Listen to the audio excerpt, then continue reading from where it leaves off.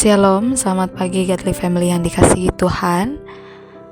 Mari bersama-sama kita menikmati teh hangat pagi ini. Teduhkan hati dan hadirkan semangat dengan mendengarkan dan merenungkan firman Tuhan.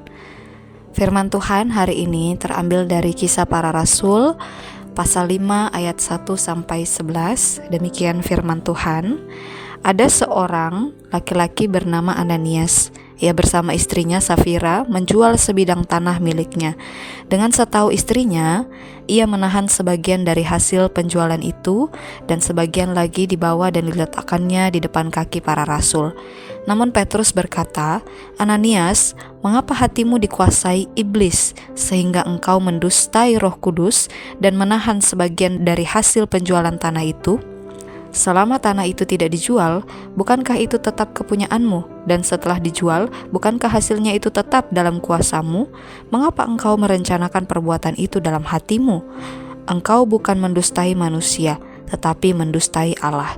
Ketika mendengar perkataan itu, rebahlah Ananias dan putuslah nyawanya. Semua orang yang mendengar hal itu menjadi sangat ketakutan. Lalu beberapa orang muda datang mengafani mayat itu, mengusungnya keluar dan pergi menguburnya. Kira-kira 3 jam kemudian masuklah istri Ananias, tetapi ia tidak tahu apa yang telah terjadi. Kata Petrus kepadanya, "Katakanlah kepadaku, dengan harga sekiankah tanah itu kamu jual?" Jawab perempuan itu, "Betul sekian."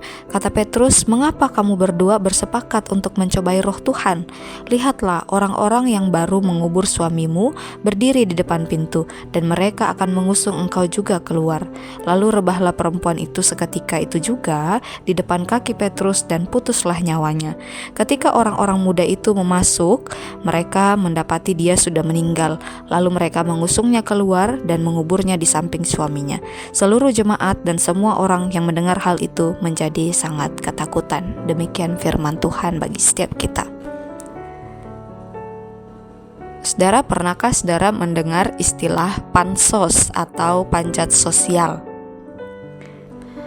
Pansos adalah singkatan dari panjat sosial yang digunakan dalam bahasa gaul ya. Jadi bahasa gaulnya tuh biasanya kita sebut pansos. Nah, saudara, pansos ini bisa berarti sebuah usaha atau upaya dari seseorang untuk naik kelas sosial dengan cara yang tidak etis atau tidak baik.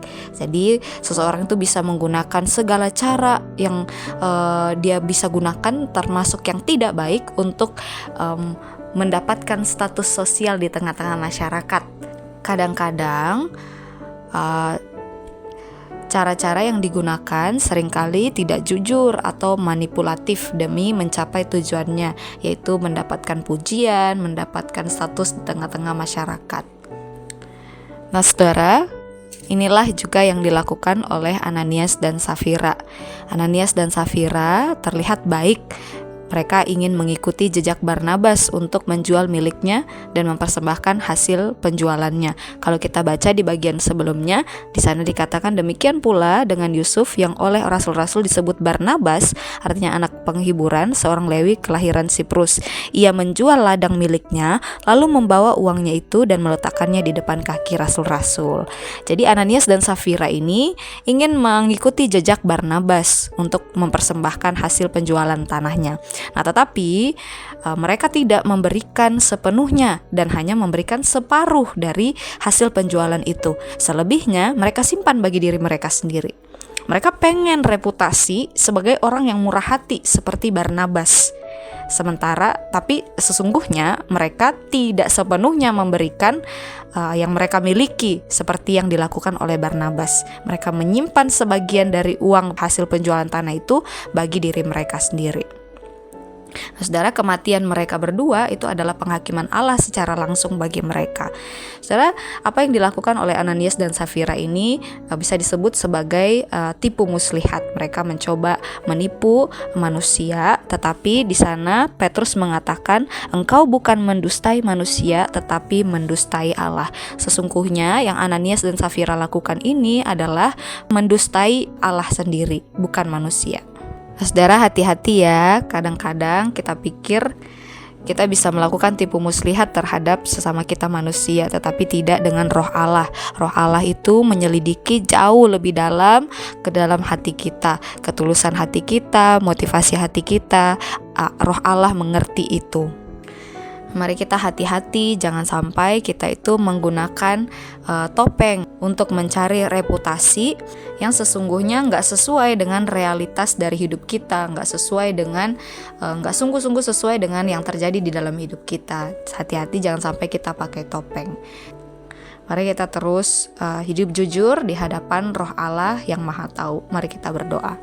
Ya Tuhan, ampuni kami kalau kadang-kadang kami mencoba melakukan tipu muslihat di hadapan saudara-saudara kami.